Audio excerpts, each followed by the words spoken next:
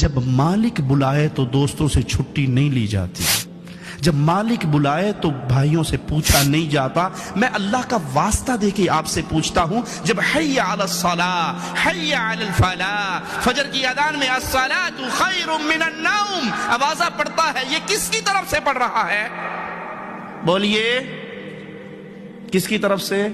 کون بلا رہا ہے؟ کون فلاح کا نعرہ، کون فلاح کے وعدے کر رہا ہے؟ اللہ کی طرف سے آواز آ رہی ہے، مالک کی طرف سے مقرر کردہ مؤذن اذان دے رہا ہے۔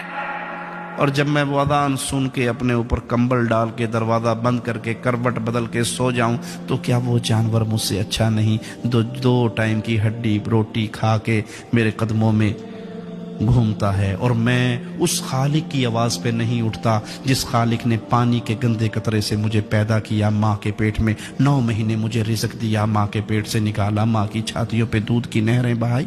میں اس اللہ